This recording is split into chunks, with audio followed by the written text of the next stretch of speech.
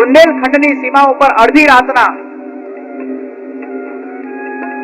જ્યારે રાત્રિનો અંધકાર છાયો છે, બીજા રાજ્યના એક સશક્ત રાજાએ બુંદેલખંડની સીમા ઉપર ચઢાઈ કરી છે અને ચઢાઈ કરીને એ બુંદેલખંડની સીમા પર દેકારો બોલાવી દીધો. બધા સૈનિકોને મારી નાખ્યા છે, બધાને મોતના ઘાટે ઉતાર્યા છે. અડધી રાતના રાજાના કક્ષમાં જઈને રાજાની ચોટલી પકડીને એને ઉભો કર્યો છે, એનું ધડ માથાથી અલગ કર્યું છે. એ રાજા મોતના ઘાટે ઉતર્યો છે. આખું બુંદેલખંડની સીમામાં એક જબરદસ્ત સન્નાટો ફેલાઈ ગયો છે. બધો એ રાજાનું બધું જ નાશ પામ્યું છે અને નવા રાજાએ એ સીમાના ઉપર કબજો કર્યો છે. જ્યાં નવા રાજાએ આ સીમા પર કબજો કર્યો, બીજા દિવસનો સૂર્ય ઉગ્યો છે અને બીજા દિવસનો સૂર્ય જ્યાં ઉગ્યો ત્યાં નવા રાજાએ બધા કેદીઓને મુક્ત કર્યા છે. બધા કેદી જ્યાં મુક્ત થયા છે, આ છોકરો પણ ત્યાંથી મુક્ત થયો છે. જ્યાં છોકરો મુક્ત થઈને બહાર નીકળ્યો, એક સંઘ જતું હોય છે મથુરા તરફ. અચાનક 20, 25, 30 જણાનું સંઘ એ નીકળી રહ્યું હોય છે અને એ સંઘના અંદર આ છોકરો જોડાઈ ગયો છે. સંઘના લોકોએ એને જલપાન કરાવ્યું છે, ભોજન આપ્યું છે. કેટલા દિવસનો ભૂખ્યો હતો, તરસ્યો હતો, અન્ન ખાધું નહોતું, કઈ જ. જો જ્યારે ભગવાન આપણા પર કૃપા કરવા માંગે ને ત્યારે સૌથી પહેલા સંઘ આપે છે, સત્સંગ આપે છે. હવે આ જીવ ઉપર ભગવાન કૃપા કરવા માંગે છે એટલે હવે સૌથી પહેલા એને સંઘ આપ્યું છે. એ સંઘના માધ્યમથી હવે એ પહોંચી રહ્યો છે ધીરે ધીરે મથુરા તરફ.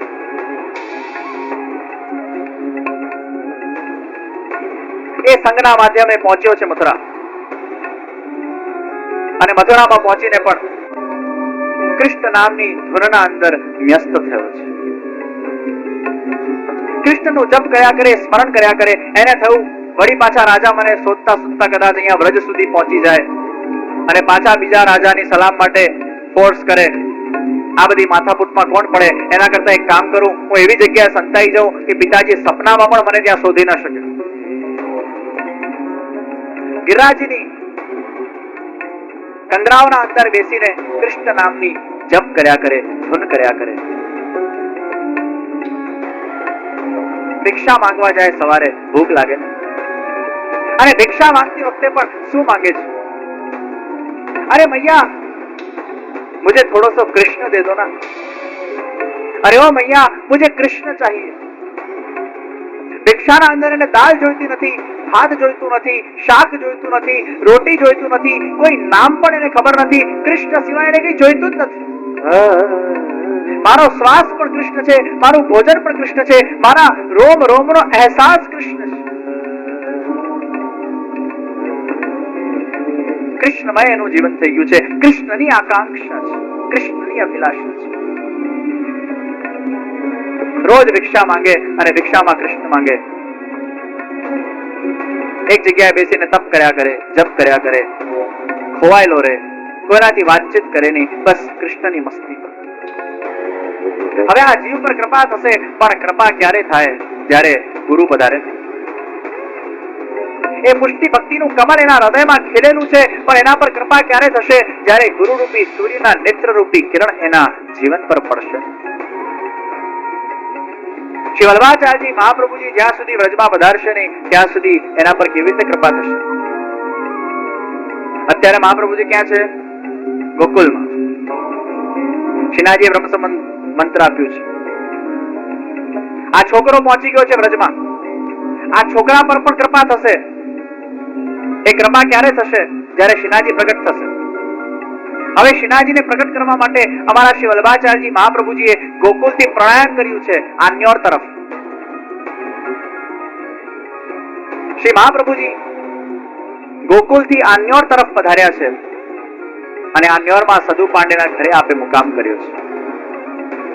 જ્યાં સદુ પાંડેના ઘરે આપના પગલા પડ્યા છે,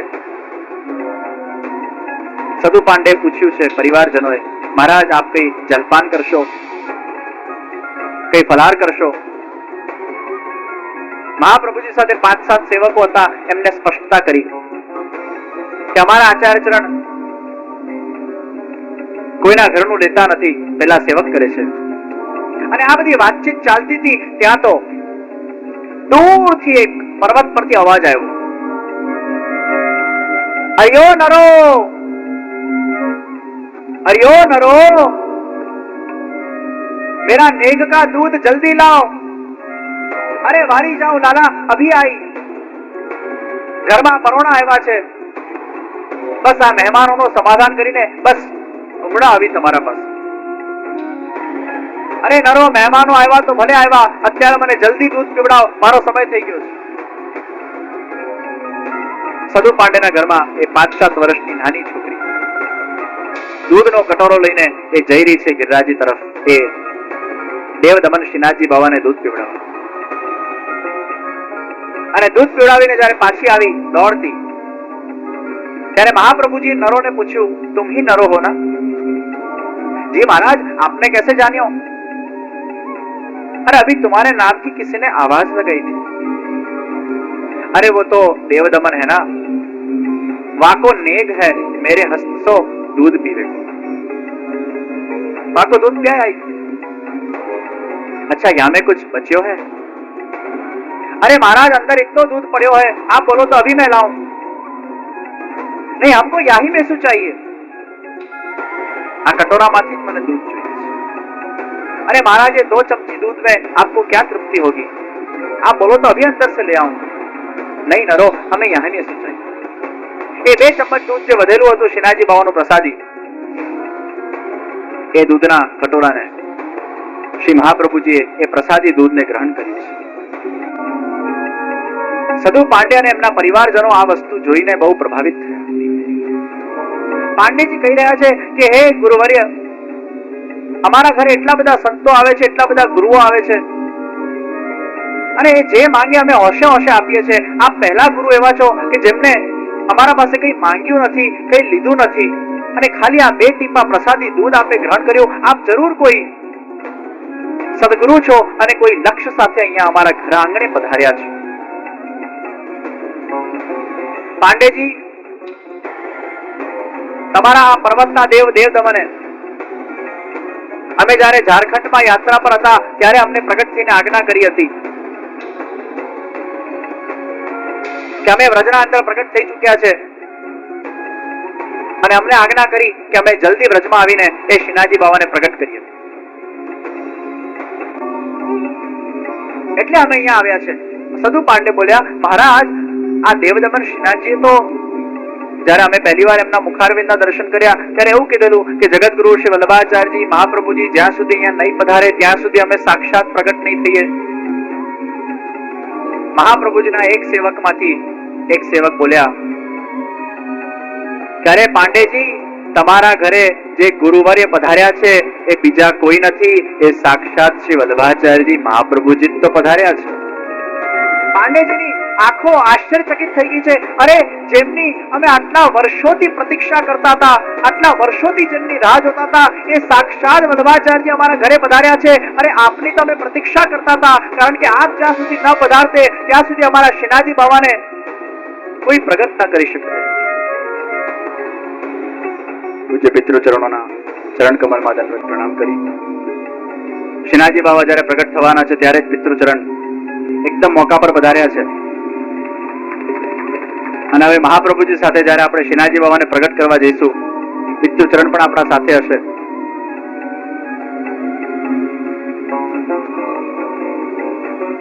સદુ પાંડેના ઘરે શ્રી મહાપ્રભુજીની પધરામણી થઈ છે।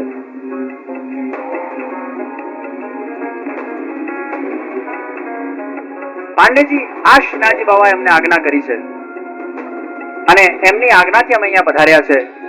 ધન્ય ધન્ય થઈ ગયા છે સદુ પાંડે, એમનો પરિવાર। અમે આપની જ પ્રતીક્ષા કરીને બેઠા છે પ્રભુ। આપ પધાર્યા, અમે ધન્ય થયા। અત્યાર સુધી અમે કોઈને ગુરુ કર્યા નથી, કદાચ આપના માટે અમે કોરા રહી ગયા હોઈશું। બસ હવે અમને શરણે લો, હવે અમને આપના બનાવો, અમને બ્રહ્મ સંબંધ પ્રદાન કરો, અમને આપના સેવક કરો। શ્રી મહાપ્રભુજીએ યોગ્ય જીવોને આશ્વાસન આપ્યું કે તમને લોકોને બ્રહ્મ સંબંધ કાલે સવારે આપવામાં આવશે। આજનો દિવસ બધાએ વ્રત કરવાનું રહેશે। હવે બધા રાહ જોઈને બેઠા છે। આખા વ્રજના અંદર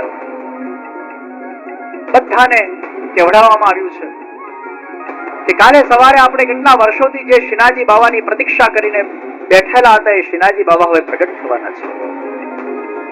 ઘર ઘર સુધી સમાચાર પહોંચી ગયા છે. રાત્રિના સત્સંગમાં હજારોની સંખ્યામાં લોકો ઉપસ્થિત થઈ ગયા છે અને શ્રી મહાપ્રભુજીએ આ દેવદમન શ્રીનાથજીનું મહત્તા સત્સંગના અંદર સમજાવી છે. કુંભનદાસજી, સદુ પાંડેજી, ધર્મદાસજી આ બધાને એમના શ્રીનાથજી બાવા સાથેના અનુભવોને શ્રી મહાપ્રભુજી પોતે જાણ્યા છે. શ્રી મહાપ્રભુજી એલાન કર્યું છે કે આ તમારા બધાનું સૌભાગ્ય છે. કૃષ્ણ ભગવાન સાક્ષાત શ્રીનાથજી બાવાના રૂપમાં આપણા આ વ્રજના અંદર પ્રગટ થવાના છે અને અનગિનત વર્ષો સુધી એ સુંદર લીલાઓના માધ્યમથી તમારા બધાના જીવનના અંદર એ ભક્તિમયતા અને પ્રભુમયતાને સંસ્થાપિત કરશે. બધા ખૂબ રોમાંચિત થયા છે, ઉત્સાહિત થયા છે. આજની ઘડી તે રળિયામણી જેની અમે વાટ જોઈ રહ્યા હતા એ શ્રીનાથજી હવે પ્રગટ થવાના છે. બધા રાત્રિ જઈને સુઈ ગયા છે, કોઈને ઊંઘ આવી નથી.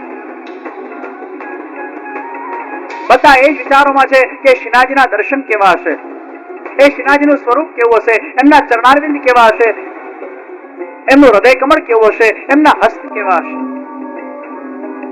રાહ જોઈને બેઠા છે કાલે हमारा आंखों समक्ष हमारा श्रीनाथजी बाबा प्रकट થશે. वो कैसे होंगे, कैसा उनका स्वरूप होगा. બધાના મનમાં બસ એક ઉમળકો છે, આનંદ છે. દૂર દૂરથી લોકો આવી ગયા છે, દૂર દૂરથી બધાને ખબર પડી ગઈ છે આજે અમારા શ્રીનાથજી પ્રગટ થશે. બીજા દિવસની વહેલી સવાર પડી છે. હજારોની સંખ્યામાં વૈષ્ણવો એ મહાપ્રભુજીનું જ્યાં મુકામ હતું ત્યાં પધારી ગયા છે. બધાના મનમાં બસ ઉમળકો છે. કોઈના અંદર હવે ધૈર્ય રહ્યું નથી. બધા બસ હવે ભાવ કરી રહ્યા છે પધારો શ્રીનાથજી. વ્રજના અંદર બધી જ જગ્યાએ શ્રીનાથજી બાબાના પધારવાનો એ ઉમળકો વ્રજવાસીઓના અંદર છે. બધા લોકો ભેગા થઈ ગયા છે. શ્રી વલ્લભાચાર્યજી મહાપ્રભુજી બધાને સાથે લઈને બસ હવે ગિરિરાજ ઉપર ધીરે ધીરે ચડવાની જયારે તૈયારી કરતા હોય છે.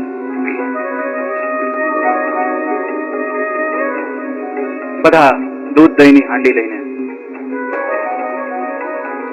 પહેલી વાર શ્રીનાથજી બાબાના દર્શન થવાના છે. કેવી ઉત્સુકતા હશે. આપણે તો દર વખતે નાથદ્વારાજીને શ્રીનાથજીના દર્શન કરતા હોઈએ છીએ, પણ જે વ્રજવાસીઓએ સંપૂર્ણ શ્રીનાથજીના દર્શન જ કર્યા નતા એ લોકોના મનમાં અનોખો ઉત્સાહ છે. શ્રી મહાપ્રભુજીએ પ્રથમ ચરણ ગિરિરાજની શિલા પર મૂકી છે. ગિરિરાજની શિલા એ ભાવાતિરેકમાં માખણ જેવી કોમળ થઈ ગઈ છે. શ્રી મહાપ્રભુજીના ચરણ ચિહ્નો એ ગિરિરાજની શિલામાં અંકિત થતા જઈ રહ્યા છે. આ બાજુ શ્રીનાથજી બાબા ખૂબ ઉતાવળા થઈ ગયા છે. શ્રીનાથજી બાબાના મનની સ્થિતિ કોઈ વિચાર કરે. શ્રીનાથજી બાબા વિચાર કરી રહ્યા છે કેટલા બધા જીવો સાથે મારી કેટલી બધી સુંદર સુંદર લીલાઓ કરવી છે. મારે પ્રગટ થઈને કેટલા બધા જીવોનો ઉદ્ધાર કરવો છે. કોઈક મને અરજ્જા સમર્પશે, કોઈ મારું મંદિર સિદ્ધ કરી આપશે, કોઈકના ઘરે જઈને હું માખણ આરોગીશ, કોઈકને આ રીતે સતાવીશ, કોઈકના ખોળામાં આ રીતે બેસીશ, કોઈના કંધા પર આ રીતે ચડીશ, કોઈક મને કાંકરી મારશે, હું પેલાને સામે કાંકરી મારીશ, કોઈ મને સરસ રીતે કીર્તનો સંભળાવશે, કોઈ મારા રાસના દર્શન કરશે, કોઈ મને ચંદન સમર્પશે. કેટલા બધા જીવો સાથે કેટલી સુંદર સુંદર પ્રકારોની લીલા શ્રીનાથજી બાબાને કરવી છે. હવે ઉતાવળા થઈ ગયા છે. અત્યાર સુધી વ્રજવાસીઓ બધા કહેતા હતા આવો શ્રીનાથજી, આવો શ્રીનાથજી, આવો શ્રીનાથજી. હવે શ્રીનાથજી બાબા પુકારી રહ્યા છે આવો શ્રી વલ્લભ, આવો શ્રી વલ્લભ, આવો શ્રી વલ્લભ. તમે જલ્દી આવો, મને જલ્દી પ્રગટ કરો. હવે મારાથી રહેવાતું નથી. બસ મને આપને મળવાની પણ ખૂબ ઈચ્છા છે. ઘણા વર્ષો પછી શ્રી વલ્લભાચાર્યજી મહાપ્રભુજી સાથેનું મિલન થવાનું છે. શ્રીનાથજીને એક બાજુ વલ્લભાચાર્યજી મહાપ્રભુજીના મિલનની ઉત્સાહ છે અને બીજી બાજુ અનેક વ્રજભક્ત પર કૃપા કરવાનો ઉત્સાહ છે. ઘણા કલાકો સુધી શ્રી મહાપ્રભુજી અને શ્રીનાથજી એકબીજાને ભેટીને ઉભા છે. અલૌકિક દ્રશ્યનું દર્શન કરતા કરતા વ્રજવાસો થાકી નથી રહ્યા. પોતાના ભાગ્યનો સરાહના કરી રહ્યા છે. કેવા આપણા ભાગ્ય છે કે આ દ્રશ્યને આપણે આપણા આંખો દ્વારા જોઈ રહ્યા છે, નિહાળી રહ્યા છે. શ્રીનાથજી પ્રગટ થયા. શ્રી મહાપ્રભુજીએ તાત્કાલિક ત્યાં નાનું મંદિર સિદ્ધ કરાવ્યું અને શ્રીનાથજી બાવાને એ પર્ણ કુટીરના અંદર બિરાજમાન કર્યા, તિલક કર્યું. હજારોની સંખ્યામાં વ્રજવાસી ઉભા છે. હવે મહાપ્રભુજીએ કીધું, આ શ્રીનાથજી બાવાની સેવા કોણ કરશે? બધા વ્રજવાસી બોલ્યા કે મહારાજ, મહાદેવજી હોય, ગણપતિજી હોય, હનુમાનજી હોય, બીજા બધા ભગવાન તો બહુ ચૂપચાપ એક જગ્યાએ બેઠા રહે. આ તો હજી પ્રગટે નતા થયા અને આપ તો હજી અડધે પધાર્યા અને શ્રીનાથજી બાવા એકદમ કૂદીને બહાર પધાર્યા. મને લાગે છે આ દેવ એક જગ્યાએ સકણા બેઠા રહેવા નથી. કાલ ઉઠીને આપ અમને આમની સેવા સોંપી જાઓ, આમ તેમ ભાગી જાય, પછી આપ આવીને પૂછો ક્યાં પધાર્યા, અમને શું ખબર? અમે પ્રચારકીનું બધું કાર્ય કરશું, સેવા તો અમારાથી કેવી રીતે થઈ શકશે? અમને સેવા આવડતી નથી. શ્રી મહાપ્રભુજી કહે છે કે આમની સેવા કરવા વાળો તો પ્રગટ થઈ ગયો છે. હજારોની ભીડમાંથી એક વ્યક્તિ હાથ જોડીને ઉભા છે. શ્રી મહાપ્રભુજી દૂરથી ઇશારો કર્યો છે આ વ્યક્તિને, आओ पास में, ओ वैष्णव पास में आओ. ये वैष्णव ने पासे बुलाया છે. हाथ जोड़ीने पासे आया છે. श्री महाप्रभु जी कहते तुम वही हो ना जो भिक्षा के अंदर दाल नहीं मांगते थे, चावल नहीं मांगते थे, शाक नहीं मांगते थे. तुम भिक्षा के अंदर कृष्ण को मांगते थे ना. પેલા વ્યક્તિને થયું મેં કે અપરાધ કર્યો કે 3 વાર સાષ્ટાંગ દંડવત કર્યા કે ભૂલ ચૂક થઈ તો માફ કરજો, કે અપરાધ થયો તો માફ કરજો.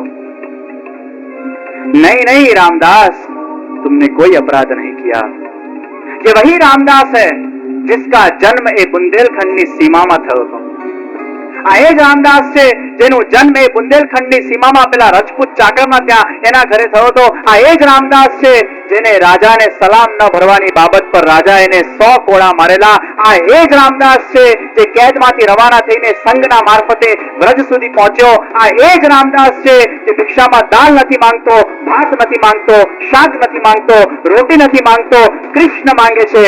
અને આ એ જ રામદાસ છે જેને જગતગુરુ શ્રી વલ્લભાચાર્યજી મહાપ્રભુજી સાક્ષાત એ શ્રીનાથજી બાવાની પ્રથમ સેવા એમને પધરાવી આપે છે અને પ્રથમ મુખ્યાજી તરીકે એમને નિયુક્ત કરે છે. આ એ જ રામદાસ છે જેમને મહાપ્રભુજીએ કૃષ્ણનું દાન કર્યું છે. કે ભાઈ રામદાસ